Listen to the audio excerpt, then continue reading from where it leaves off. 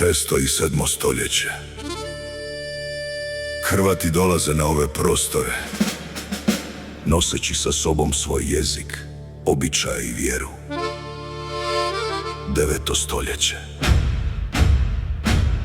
Knez Trpimir učvršćuje temelje Hrvatske države. Nakon njega dolazi knez Branimir, čije će ime ostati zapisano u povijesti. 10. stoljeće.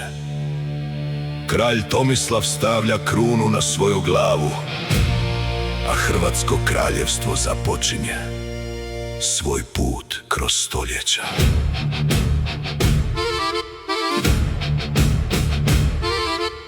Iz dalekih krajeva naši su stigli, preko rijeka, planina i ravnica. Nosili su vjeru, običaje svoje, u srcu čuvali ime hrvatsko. Trpimir podiže temelje sna, Branimir pronosi hrvatski glas, a Tomislav ponosno krunu nosi, dok narod svoj u budućnost vodi. Nije ovo priča o jednom kralju, nije ovo priča o jednom vremenu. Ovo je priča o jednom narodu što stoljećima čuva svoju zemlju. Krunom kroz stoljeća, pod zastavom tom, čuvali smo vjeru, narod i svoj dom. Kraljevi su prošli, ali ostao je glas.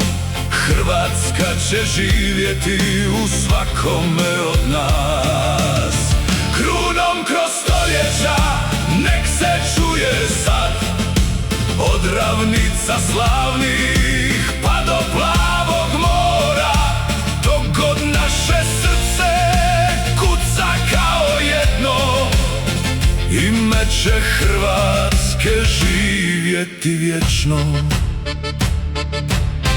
Petar Krešimir slavu pronosi, Zvonimirovo ime i danas se čuje.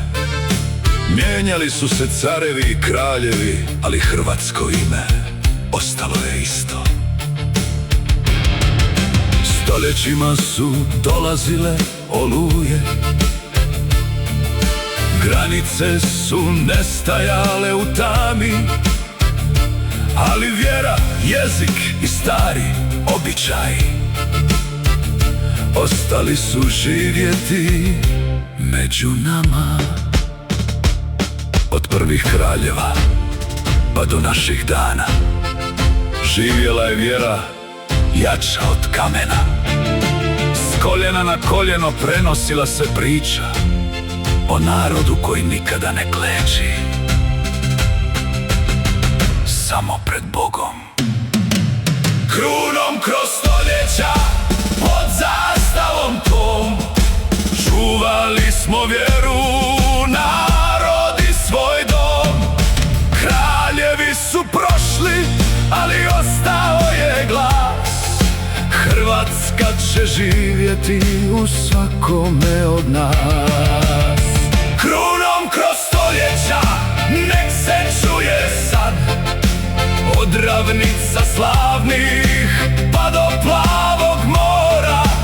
Dok god naše srce kuca kao jedno, ime će Hrvatske živjeti vječno. Stoljeća prolaze, kraljevi odlaze, ali Hrvatska ostaje. Jer nije ovo priča o jednom kralju, ovo je priča o jednom narodu.